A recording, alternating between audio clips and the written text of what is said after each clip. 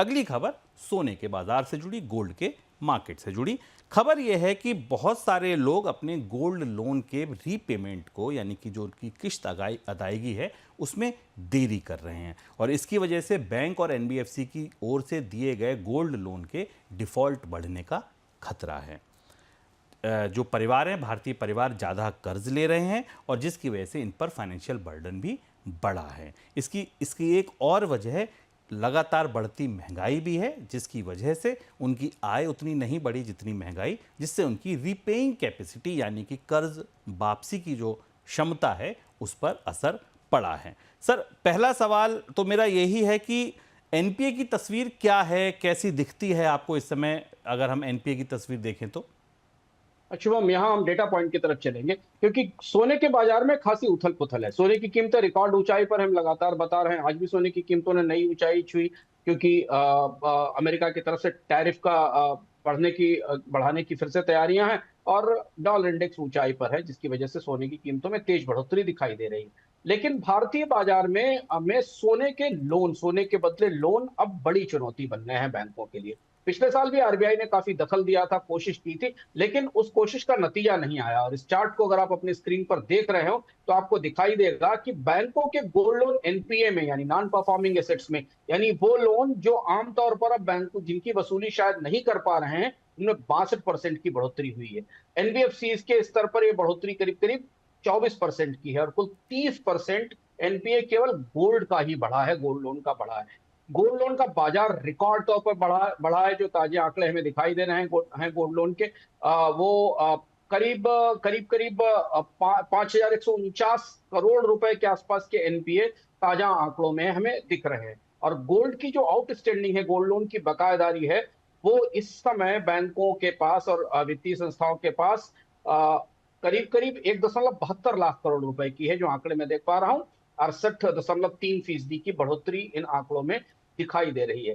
10 लाख करोड़ का बाजार है शुभम भारत में ऑर्गेनाइज्ड गोल्ड लोन का, जो अगले साल यानी इस साल माना जा रहा है कि करीब करीब करीब बढ़कर शायद 15 लाख करोड़ पर पहुंच जाएगा, जो आरबीआई के रिपोर्ट में हमें आंकड़े मिल रहे हैं। अब सोना एक अजीब तरीके की चुनौती बन गया है इस परिस्थिति में। एक तरफ सोने के ग्राहक बढ़ रहे हैं क्योंकि सोने की कीमतें तेजी से बढ़ी बढ़ी हुई हैं, और दूसरी तरफ जो गोल्ड लोन के एनपीए हैं, बैंक उनमें बुरी तरह उलझते जा रहे हैं।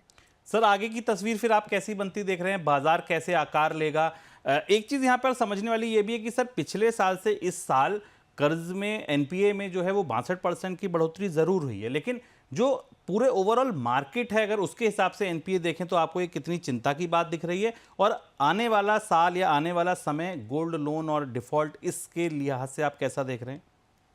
गोल्ड लोन की अगर पूरे बाजार का बैंकों के एनपीए देखें तो ये छोटा दिखता है, पर गोल्ड लोन आमतौर पर मैक्सिमम, अधिकतम वो लोग ले रहे हैं जो कम आय वर्ग के हैं। और ये बात आरबीआई ने अपनी रिपोर्ट में भी कही थी, क्योंकि कोई भी मध्यम वर्गीय व्यक्ति या कोई उच्च वर्गीय व्यक्ति सोना गिरवी रखकर लोन नहीं ले रहा है, क्योंकि भारत में तनख्वाहों में गिरावट आई है, महंगाई बढ़ी है, लोगों की आय नहीं बढ़ी, ये सरकार के आंकड़े भी बताते हैं। इसलिए सोने का इस्तेमाल दैनिक जरूरतों के लिए आकस्मिक जरूरतों के लिए कर्ज के तौर पर हो रहा है।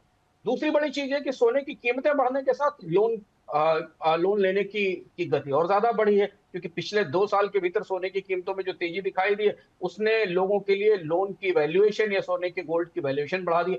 शायद ही कोई एसेट ऐसी हो शुभम पिछले 5-6 साल में जिसकी लोन वैल्यूएशन है, जिसकी वैल्यूएशन में इतनी तेज इजाफा हुआ हो जो सोने के साथ दिखाई दिया है। तो इसलिए सोने को आसानी से प्लेज किया जा सकता है और लोन लिया जा सकता है। गोल्ड लोन का नेटवर्क भारत में काफी बड़ा हो चुका है, बैंक है, एनबीएफसीज हैं, गोल्ड लोन कंपनियां हैं, और उन्होंने उन्होंने बहुत आसानी से गोल्ड लोन देना शुरू किया, जिसमें कई तरीके की गफलत है, भ्रष्टाचार है, चुनौतियां हैं, जिस पर रिजर्व बैंक की एक पूरी रिपोर्ट भी आ चुकी है, और उसने उसने कुछ गोल्ड लोन लेने वाली कंपनियों पर पाबंदी भी लगाई थी।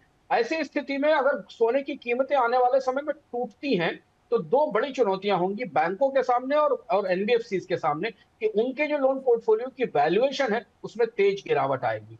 दूसरी बड़ी चीज ये है कि ज्यादातर गोल्ड लोन लेने वाले लोग एनपीए इसलिए बन रहे हैं क्योंकि इसमें बहुत सारे गोल्ड लोन की रिकवरी नहीं हो पाती। छोटे आकार के लोन है, लोग अपने खर्च के लिए ले जाते हैं और बाद बाद में अपना सोना छुड़ाने के लिए नहीं आते हैं।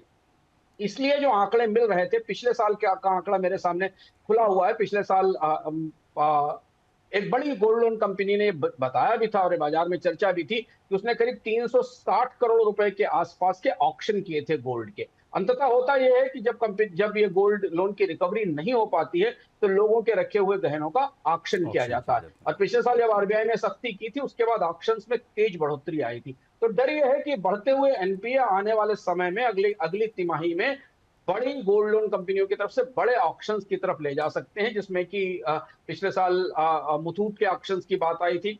मनापुरम ने भी अपने ऑक्शंस किए थे। तो ये डिफॉल्ट या एनपीएस आने वाले समय में वो सोना जो लोगों ने अपने घर से निकाल कर पैसे के लिए रखा था, वो बाजार में बिकने के लिए ऑक्शन के जरिए जा सकता है। बिल्कुल, तो बोनस की सलाह फिलहाल यही रहेगी कि गैर ज़रूरी कर्जों से बचें, रीपेमेंट को अपने बेटर तरीके से प्लान करें और फाइनेंशियल स्टेबिलिटी पर का ख्याल रखें।